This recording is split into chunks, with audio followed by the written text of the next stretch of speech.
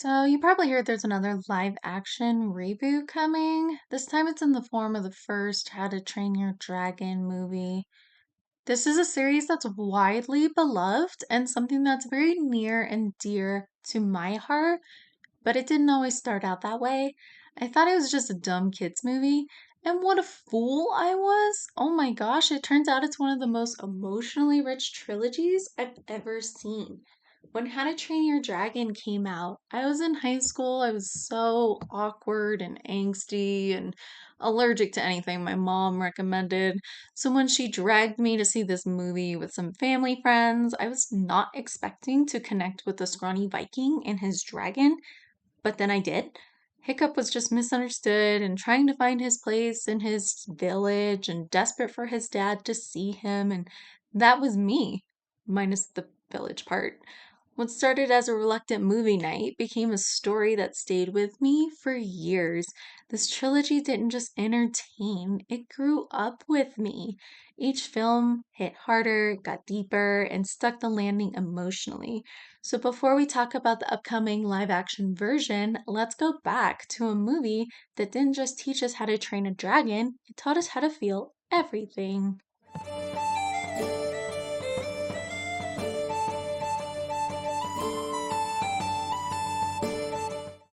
From the very first scene, this isn't just a story about dragons, it's a story about not fitting in. Hiccup is a Viking, in name only. While his peers swing axes and wrestle dragons, Hiccup sketches them, builds contraptions, and tries to outthink a world that only seems to reward brute strength. He's an outsider in a tribe built on tradition. But here's the twist: being different is what makes him essential. As he joins dragon training, we watch him go from punching bag to prodigy, not because he conforms, but because he doesn't. His compassion and curiosity become his strength, and when the village is under attack, it's Hiccup, the outcast, who becomes Hiccup, the leader. This story could have been simple, cut and dry. Kid tames dragon, saves town. But what made it unforgettable was the emotion. This movie has so much heart, and it lies in the father son dynamic. Stoic is everything Hiccup isn't: loud, proud, battle hardened. But he doesn't understand his son, but he wants to. And Hiccup craves his father's approval, even if it means giving up a part of himself. Their tension feels so real because we've lived it. That ache to be seen, to be accepted by someone who doesn't quite get you. The relationship breaks and rebuilds throughout the film, and by the end, the reconciliation means something. Without this emotional thread, How to Train Your Dragon could have just been another monsters versus villagers movie. Instead, it became a fantasy grounded in truth. Then there's Toothless. Hiccup's bond with Toothless is the soul of this story. Two outcasts learning to trust each other, and in doing so, learning who they really are. Toothless is the only known Night Fury. Hiccup is the only Viking who sees dragons as more than enemies. Neither fits the mold, and their friendship evolves without words, through silence, through flight, through sacrifice. The Forbidden Friendship sequence, it's pure cinema. No dialogue, just animation, performance, and the score. And speaking of dragons, the design work alone is worth celebrating. These aren't just variations of the same creature. Each dragon species is visually and behaviorally distinct. As director Dean Dublat explained, each of them was based on animals we recognize in the animal kingdom. For example, the Gronkles, the big, fat, dump truck like dragon, was based on the walrus, lying around in packs and being lazy and grumpy. The Natters, they're parrot like, with bird like actions. Toothless is very feline, but he has dog in him too. He's based in part on the Black Panther, so he has mammalian qualities. One of the dragons has two heads and moves like a snake. Every one of them has an animal reference, and that influenced their behavior, both in personality and movement. That level of thoughtfulness brings the world of Burke to life. These dragons feel real because they act real, not just mythical beasts, but creatures with souls, quirks, and instincts. Dean Dublas also said the believability factor was the most important thing. They have to move and breathe as if they're really alive. It's important that they do not come across as too cartoony because we would lose the emotional weight in the film. We wanted people to really believe in this world. Even though the designs are really fanciful, they move and breathe as though they're really alive. They adhere to a strict set of rules. They never break or shatter that illusion. And then there's the music. Oh my gosh, the music. John Powell's score doesn't just support the film, it elevates every single scene. Test drive, romantic flight, and especially the forbidden friendship scenes. These tracks aren't just background music, they are the emotion. I can't tell you how many times this movie has made me cry, and the soundtrack plays such a large part of it. Take any one of these tracks and play it, and I will tear up on cue. It's practically Pavlovian. If you haven't listened to the score, seriously, go do yourself a favor and do that right now.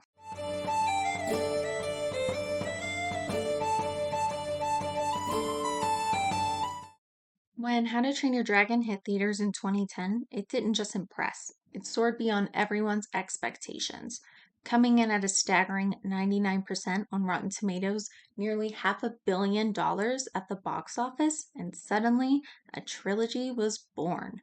Fans, myself included, were glued to every update. The sequel was greenlit fast, less than 2 months after the film's initial release, and didn't stop there.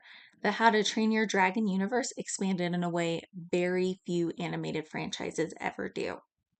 DreamWorks gave us five animated series: Riders of Berk, Defenders of Berk, Race to the Edge, Rescue Riders, and the more recent Nine Realms.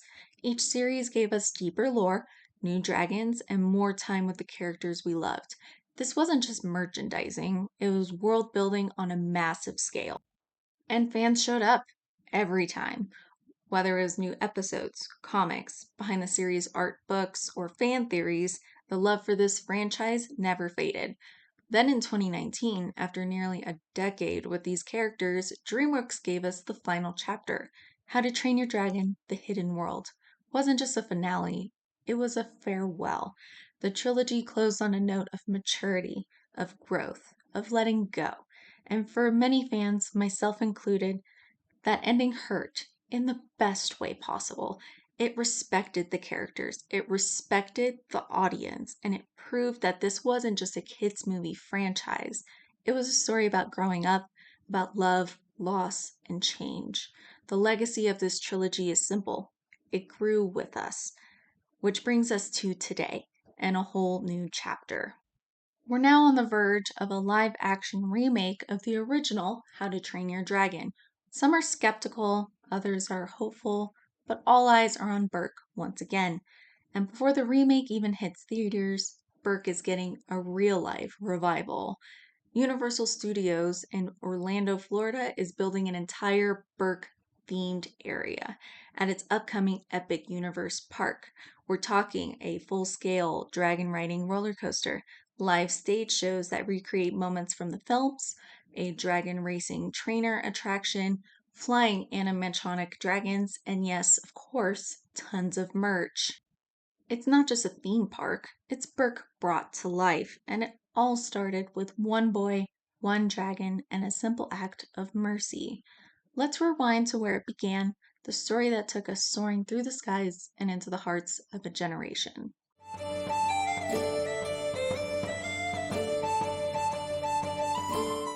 For the uninitiated, in the Viking village of Berk, the only way to earn respect is to kill a dragon. And for Hiccup, a lanky misfit, and the chief's disappointment of a son, that's a problem. He's not strong, he's not fearless, but he is smart. When he invents a machine that actually takes down a dragon, no one believes him, not even his father. Determined to prove himself, Hiccup tracks the dragon, the legendary Night Fury, deep into the forest. He finds it tied up and defenseless. This is his chance to make his father proud of him and finally become a Viking in his eyes. Knife raised, he can't do it. The dragon is terrified, helpless, so he lets it go. What begins as mercy turns into a bond neither of them saw coming. Hiccup names him Toothless, and the two start meeting in secret. As they learn to trust one another, Hiccup discovers something no Viking ever dared to imagine. Dragons aren't mindless killers, they're misunderstood. Back in Berk, Hiccup is forced into dragon training alongside other Viking teens, but instead of fighting, he applies what he's learned from Toothless, showing compassion, curiosity, and strategy. While the village sees a rising hero, Hiccup knows he's living a lie. The more he connects with dragons, the more he drifts from everything his people stand for, especially his father. When Astrid, a fierce classmate, uncovers his secret, Hiccup brings her along for a ride on Toothless. But what starts as wonder quickly turns to horror when they're swept into the sky and discover where the dragons have been going, a hidden nest ruled by something enormous and terrifying, the Red Death. Hiccup wants to keep it a secret to protect Toothless, but when his bond with the dragon is exposed in front of the entire village, everything unravels. His father, betrayed and furious, captures Toothless and uses him to lead an attack on the nest.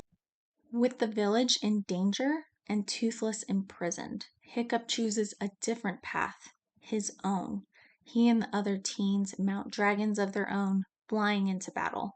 In the skies above Berk, Hiccup and Toothless fight side by side, not as master and beast, but as equals, as friends.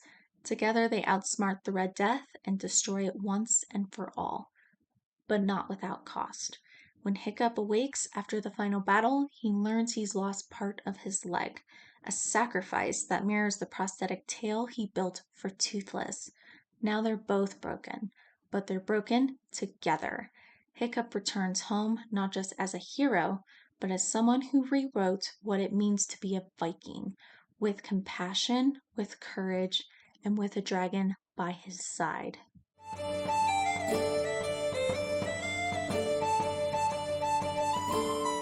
From the start, Hiccup doesn't fit the Viking mold, and he knows it. While other teens are out battling fire breathing dragons, Hiccup is stuck indoors, working in Gobber's forge.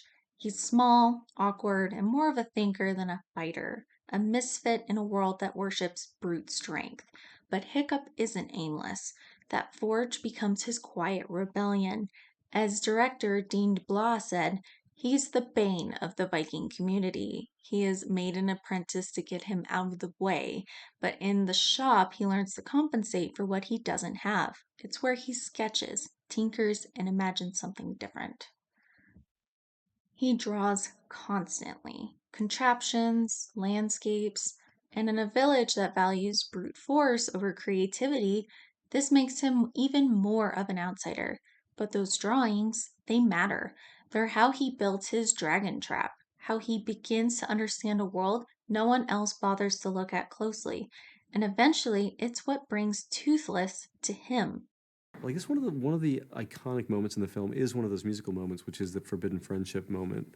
We only had ideas like we knew we wanted to celebrate something about Hiccup's relationship with the dragon that he couldn't find back in town. Now that he is in this completely unforged, unfamiliar territory and free to just be himself, what comes out of Hiccup that is peculiar and singular to him that is actually appreciated by this dragon? In the early second act, he actually takes out that sketchbook and begins to draw. And that's pretty far into it before we see that. And that feels very un-Viking. When he shoots down a Night Fury, the rarest, most feared dragon of all, it should have been his moment of triumph. But standing over the downed creature, dagger raised, Hiccup hesitates. He doesn't kill. He cuts the rope to free it instead. This one act of mercy changes everything. It's here the story splits into two, and Hiccup begins living a double life. By day, he's in dragon training, trying to survive lessons designed to harden him into a Viking warrior he's expected to become. By night, he's in the forest with Toothless, learning dragons aren't just mindless creatures, they're intelligent and emotional. Through his bond with Toothless, Hiccup starts to see the cracks in everything his village believes about dragons. While Burke is locked in a never-ending war with dragons, Hiccup is quietly building something radical: peace. And yet, the more he succeeds in training without violence, without cruelty, the more others begin to notice. The boy who was once a walking embarrassment starts winning battles with nothing but compassion and intuition, and the world takes note. His peers begin to respect him. His village starts to cheer. His father, even if briefly, starts to believe, but they don't know the full story. Not yet. Because Hiccup isn't becoming a Viking in the way they expected. He's becoming something new entirely. A bridge between two worlds. A boy who chooses empathy over tradition. And in doing so, he quietly begins to change the course of history.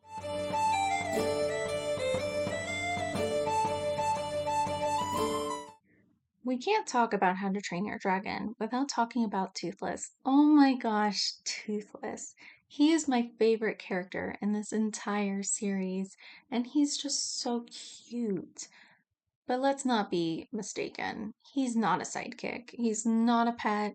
He's not the comic relief. Toothless is the heart of this story, a fully realized character with thoughts, emotions, and an arc of his own, and he doesn't speak a single word. What sets him apart is how alive he feels. Through nothing but animation, the filmmakers managed to give him more personality than most live action characters. Every tilt of his head, every flick of his tail, every shift in pupil size reveals how he's feeling. We see just how intelligent he is, not just in the way he mimics Hiccup drawing in the dirt, but in how he analyzes the world around him. He adapts to the prosthetic tail midair, dodges obstacles in a near-death test flight, and works in perfect sync with Hiccup to take down a dragon hundreds of times his size. But what makes Toothless so compelling is the range of emotions we get from him. He isn't just cute, though he is, but he's more than that. He's fully dimensional, frightened and wounded after being trapped in the cove, curious as he watches Hiccup sketch in the dirt, annoyed during their first rocky flights, smacks Hiccup in the face with his face fin just to prove a point. Stubborn and petty during Astrid's ride, refusing to play nice until she apologizes, and playful and open after the battle is over, when he finally feels safe again. Every emotion is drawn through movement, not just posture, but expression, tension, and reaction. Toothless retracts his teeth when he's feeling silly or sweet, and bares them when he's hungry and defensive. His body puffs up to show dominance or deflates in disappointment. His eyes, wide or narrowed, hold entire conversations on their own. The animators walked a perfect line, making him adorable enough to love and fearsome enough to respect. One moment you want to hug him, and the next you remember he's still a Night Fury, the rarest and most dangerous dragon in the world. And yet, he chooses to be gentle. Toothless may not speak, but his actions say it all. Like Hiccup, he doesn't become a hero by being the biggest or the loudest. He becomes one by choosing to trust over fear, loyalty over instinct, and friendship over war. He's unforgettable, and honestly, he's kinda perfect. And I won't hear any arguments otherwise.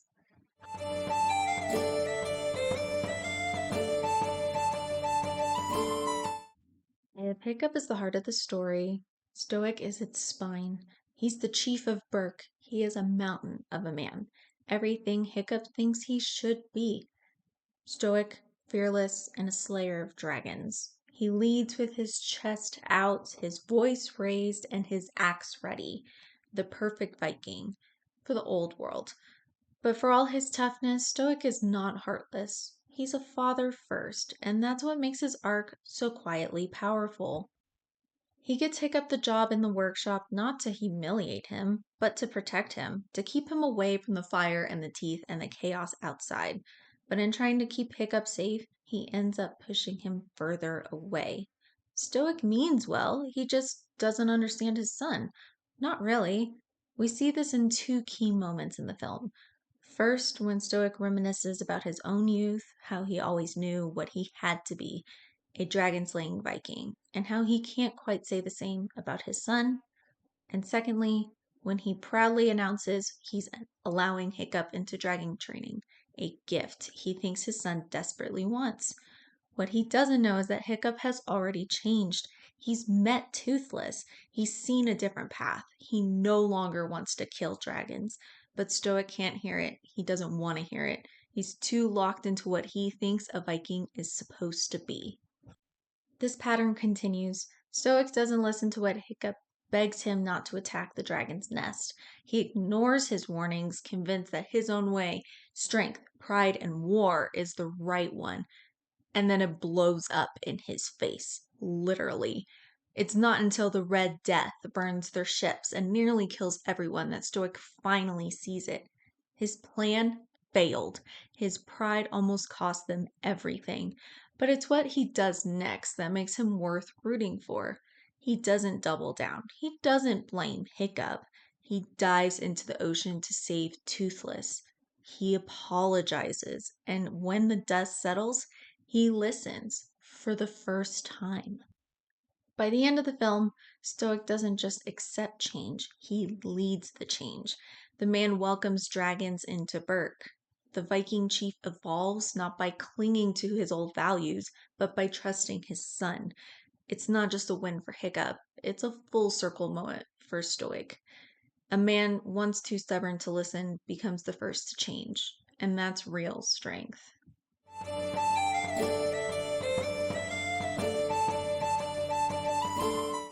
Astrid Hofferson doesn't just want to be the best, she expects to be. From the moment dragon training begins, Astrid is laser focused. Axe in hand, eyes on the prize. She's smart, skilled, and one of the only students who's actually read the dragon manual before classes start. She trains hard, fights harder, and takes the Viking way of life extremely seriously. So when Hiccup, the awkward outcast, suddenly starts outperforming her in every single trial, it bothers her a lot. Astrid isn't mean or petty, she's driven, and Hiccup's sudden rise in dragon training threatens everything she's worked towards. That tension comes to a head when Hiccup is chosen for the final exam, the honor of killing a dragon in front of the entire village. She doesn't take that loss lightly. She follows him into the forest to figure out what he's hiding. And that's when she meets Toothless. Her reaction is instinctual. She runs away.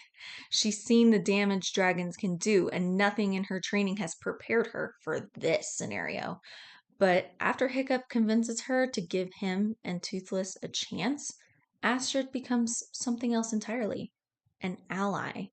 From that moment forward, she shifts from rival to ride or die. She promises to keep Toothless a secret. She listens to Hiccup and she trusts him. When Toothless is taken and the adults march off to war, Astrid is the one who pushes Hiccup into action. She encourages him to fight back, not with weapons, but with everything he's learned. And when it comes time to fly into battle, she doesn't hesitate to hop on her own dragon and go headfirst into danger. Astrid might not get a full arc in this first film, that really comes later, but she plays a crucial role in the story's emotional core. She represents the old Viking way, strong, combative, and traditional, and yet she's the first of Hiccup's peers to break away from it, to see a new path, and to follow it. She doesn't need to be number one, she just needs to do what's right, and that makes her one of the strongest characters.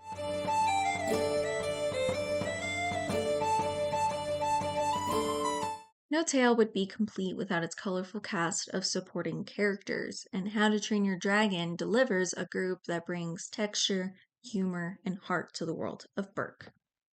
Gobber is the gruff but lovable blacksmith and a staple of Viking life.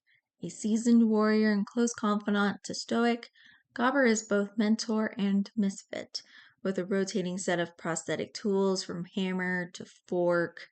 He's a walking example of Viking resilience and resourcefulness. Gobber serves as a bridge between tradition and innovation. He's the one who keeps Hiccup out of trouble by giving him a job in his forge. and he's also the one who unknowingly teaches Hiccup the very skills he'll use to redefine what it means to be a Viking. And while he might be tough as nails, Gobber is also very warm hearted in his own way.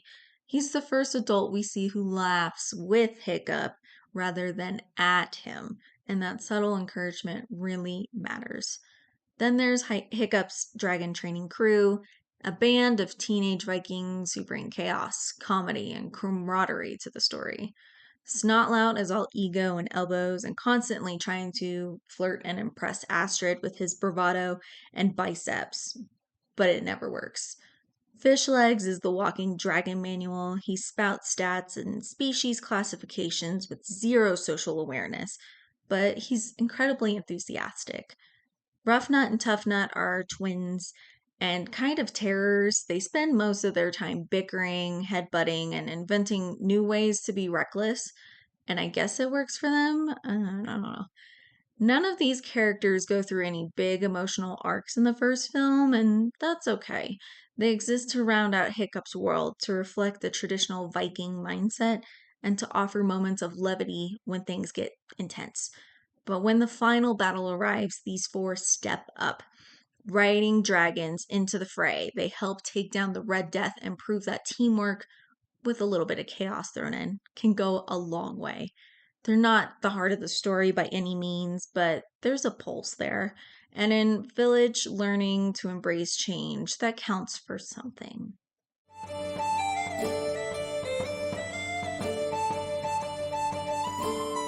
Now that we're done talking about perfection, let's dive into the live action. Since the final How to Train Your Dragon, The Hidden World movie came out only 6 years ago, it was kind of shocking to hear it was already going to be rebooted, this time as a live action. Before we get into the nitty gritty, let's talk about some green flags first. Dean DeBlois is back. The writer and director of the original animated trilogy is returning to direct this new remake, and that's huge. With so many reboots drifting far from their source material, having the original creative mind on board gives us real hope this won't just be another hollow imitation with the name slapped on top. DeBlois gets the tone, the heart, and the emotional depth that made the animated film so beloved, and that makes all the difference.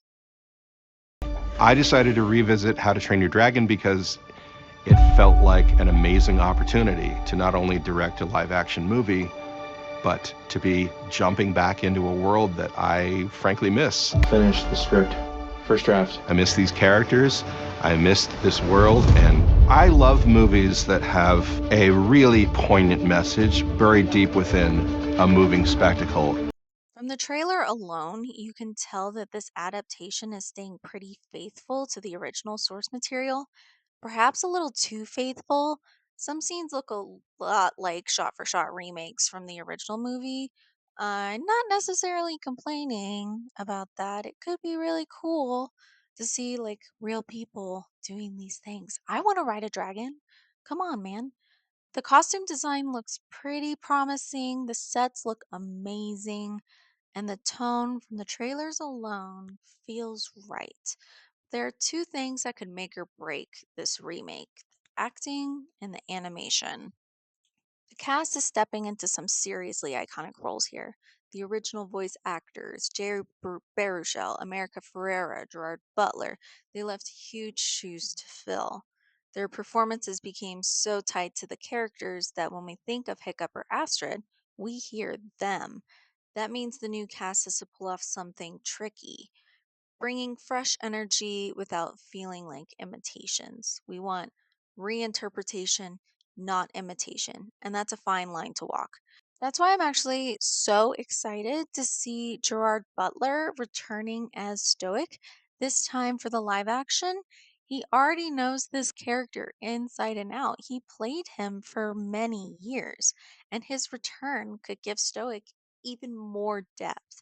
It's rare a voice actor makes the jump to live action, but here I think it is a perfect fit. Who else could play Stoic in a live action? I can't picture anybody. But then there's the other major challenge, the CGI.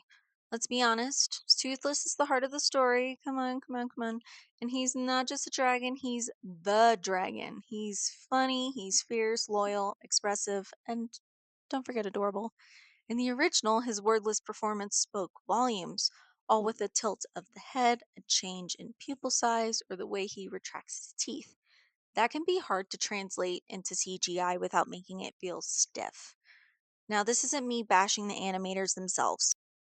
I know someone that has worked in the animation industry, and they've mentioned that they can't animate to the extent that they want all the time because the movie studios give them unreasonable deadlines to accomplish tasks.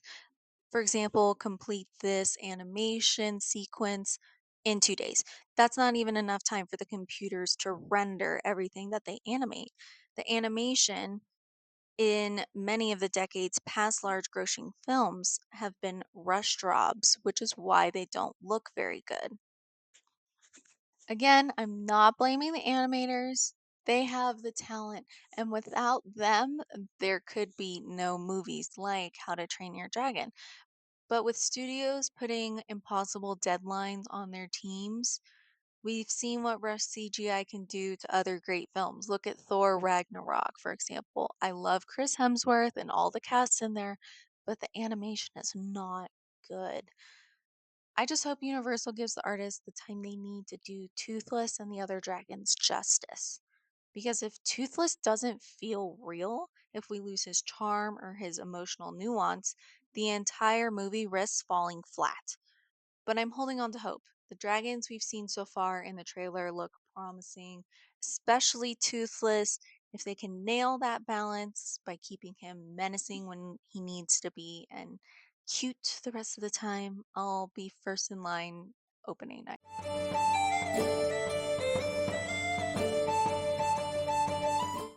Whether you were a kid, a teen, or somewhere in between when you first saw it, How to Train Your Dragon probably hit you in a way you weren't expecting. We watched Hiccup stumble, learn, and grow, and somewhere along the way, we did the same. There's something powerful about that. This wasn't just a movie about dragons, it was about feeling like an outsider, figuring out your place in the world, and learning that compassion can be just as strong as a sword.